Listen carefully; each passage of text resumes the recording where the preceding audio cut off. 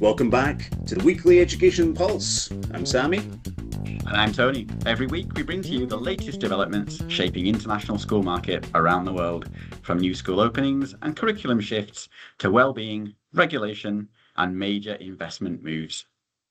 Yeah, we have 5 stories for you this week, covering everything from rising parental demand in India and expansion across Southeast Asia to well-being research, new premium campuses and a school achieving IB Continuum status at record speed.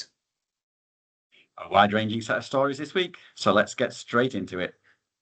Yeah, and our first story this week comes from India, where more families are choosing British curriculum international schools than ever before.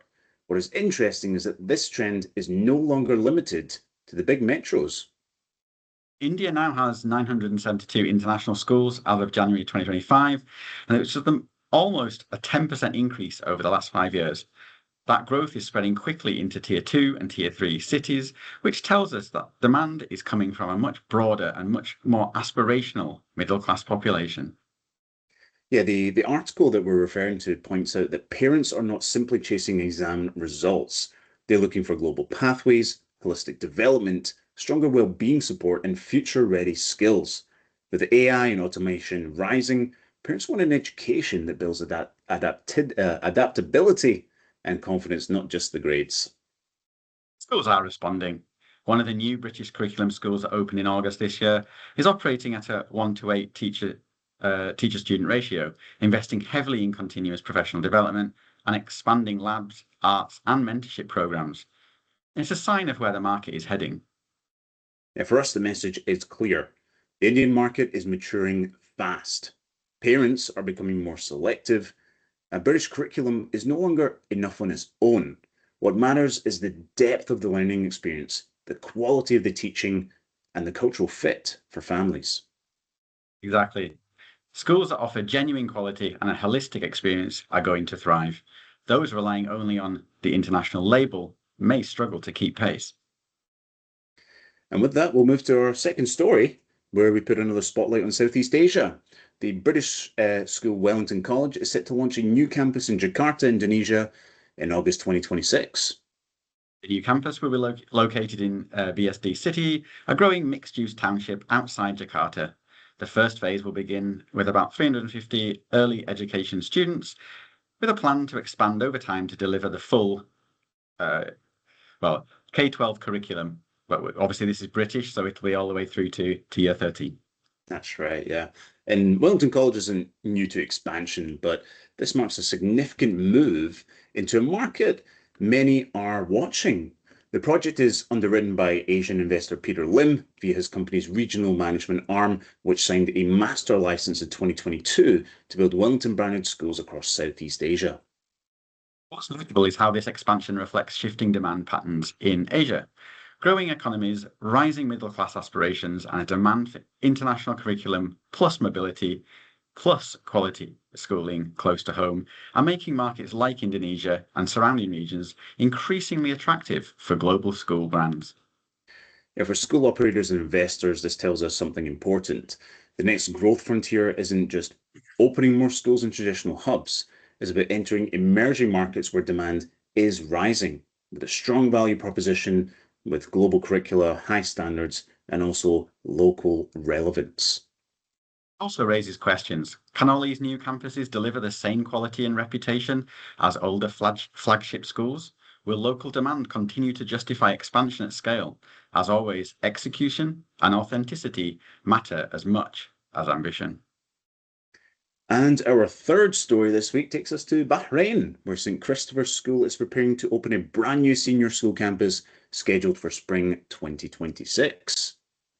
According to the school, the new senior school is being built with state-of-the-art facilities and an innovative learning environment designed to support creativity, collaboration, and critical thinking.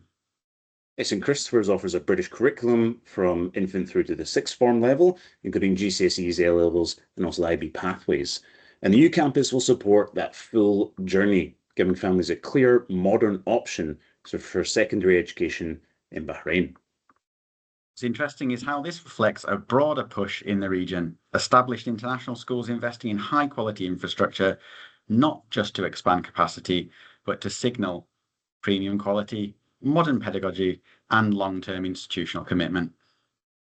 Yeah, for parents, that matters. A modern campus with full senior school pathways and strong extracurricular, pastoral, and academic offerings can be a major differentiator, especially in markets where demand is rising and competition is growing. From a market perspective, this kind of investment suggests confidence in sustained demand for premium British curriculum schooling in the Gulf, even as demographics shift and more local families enter the international school market. And our fourth story this week goes to the heart of what education should be about: well-being. And according to a new report from IC Research published in November 2025, international schools are rethinking well-being not as a nice extra, but as a core foundation for everything, be it learning, staff retention, and long-term school success.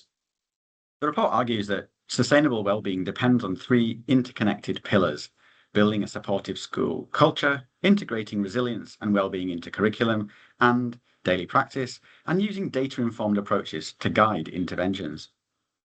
Yeah, that matters because international schools face unique challenges. They got high student mobility, frequent staff turnover, cultural diversity, and the pressure of rigorous curricula.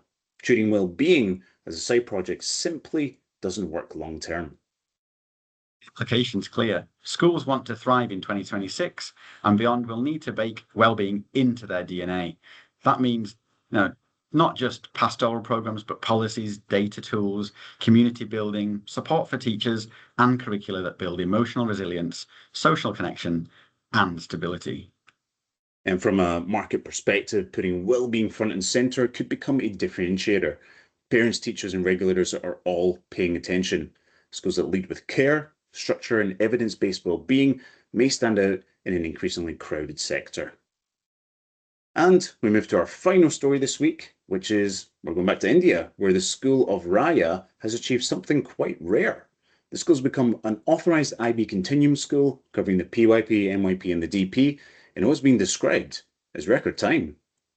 It's impressive because most schools take several years to move through the IB authorization process.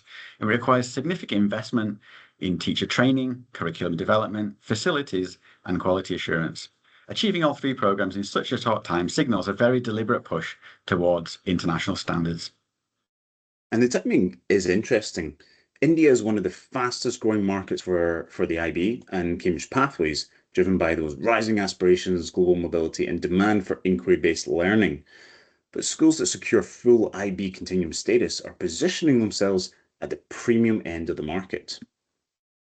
The School of Raya also recently hosted Imperial College London's STEMathon, which tells us something about how the schools are building their brand. It's not about just about offering the IB. It's surrounding it with strong STEM partnership, project-based learning, and real-world experiences that families now expect.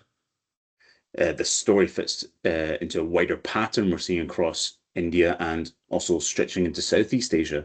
Schools want to differentiate, parents want global pathways, and universities are increasingly willing to partner with K-12 institutions to build engagement early. As for us, it reinforces a simple point. In competitive markets, schools that combine high-quality curriculum, international accreditation, and strong academic partnerships are going to stand out much more clearly in 2026. And that's it for this episode of the Weekly Education Pulse. 5 stories, 5 very different angles on how the sector continues to evolve, from demand and expansion to well-being and curriculum innovation. As always, thank you for listening and for all the messages and comments you send us. If you have a story you want us to cover in the next episode, please do reach out. We always appreciate hearing what is happening on the ground. We'll be back next week with more updates from across the global international school community. Until then, we'll see you next time.